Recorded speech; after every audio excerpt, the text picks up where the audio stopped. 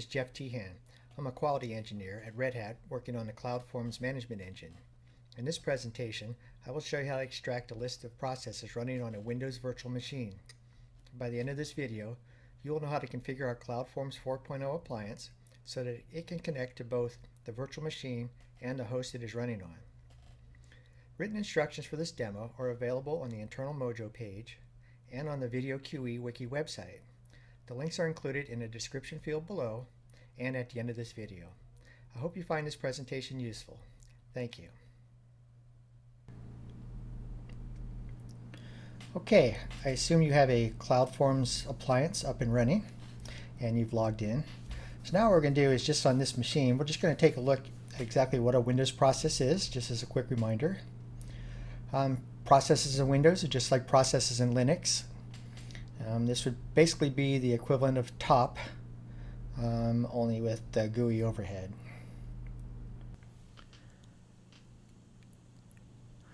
Okay, so let's go ahead and take a look at what a VM looks like before we've configured everything. So when you see your VM looking like this, you'll know that it's not properly configured to collect the running processes.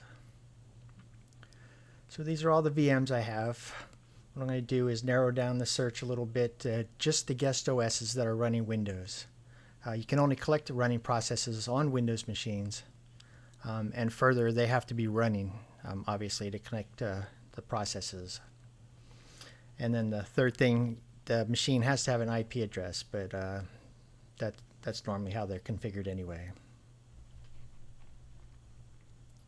So let's go ahead and select one of these.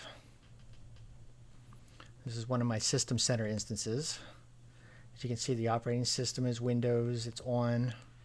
And when we scroll down to the bottom on the right, under Diagnostics, you'll see that the running processes are not enabled. And under the Configuration menu, the Extract Running Processes is grayed out.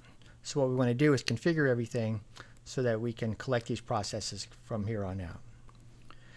To connect to the actual VM, what we need to do is go into the Configurations menu and select the zone that these VMs reside in. Now I only have one zone, so that should make it pretty easy. Basically what you need is the credentials to the VM itself, not the System Center or anything else. This is actual credentials to log in to this machine. So I'm going to go ahead and edit this zone. And when you scroll down, you'll see a section called Credentials Windows Domain. Now you want the domain and the administrator account. In Windows, the domain local is always the machine, so it's like localhost for a website. So my machines on all my VMs have an administrator with the same password, so I can get into all of these. So once we have our domain, the user, and the password set, we can connect to the virtual machine, but the virtual machine is running on a host, and we've yet to set the credentials that we need to connect to the host itself. Now when you see the host in CloudForms, that's just System Center's database of it, but to actually connect to the VM, we need to go to the host itself and enter the credentials there. Now I know that this particular blade has the virtual machines which I'm using for this demo.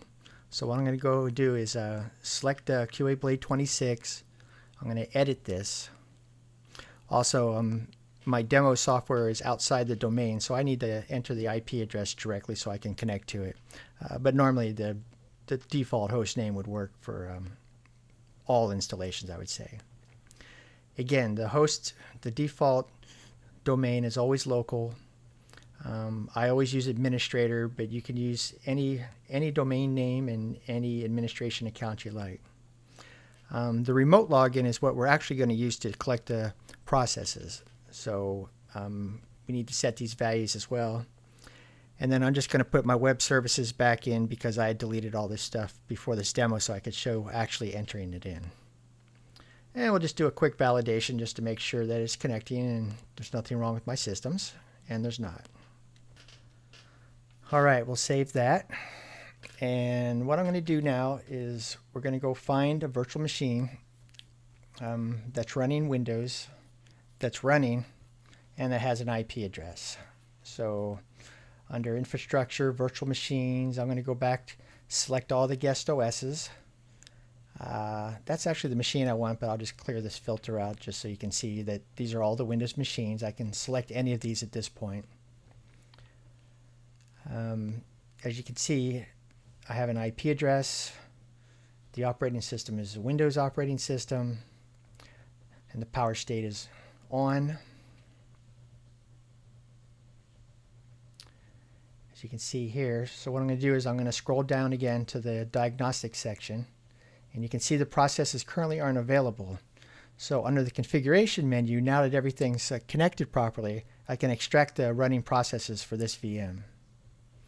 So I'm just going to leave this in real time so you can see how long it actually takes to go ahead and collect all the information and update this. It happens pretty quickly.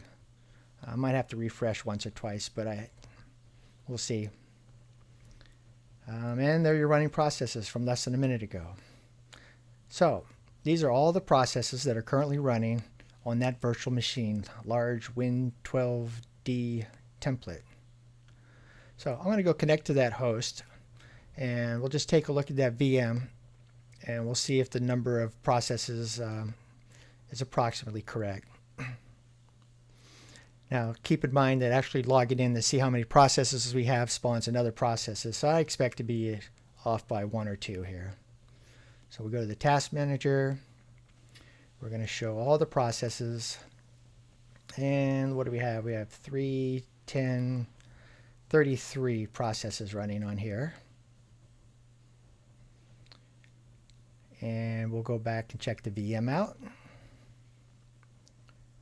And I have, looks like it's showing 1 through 20 of 31.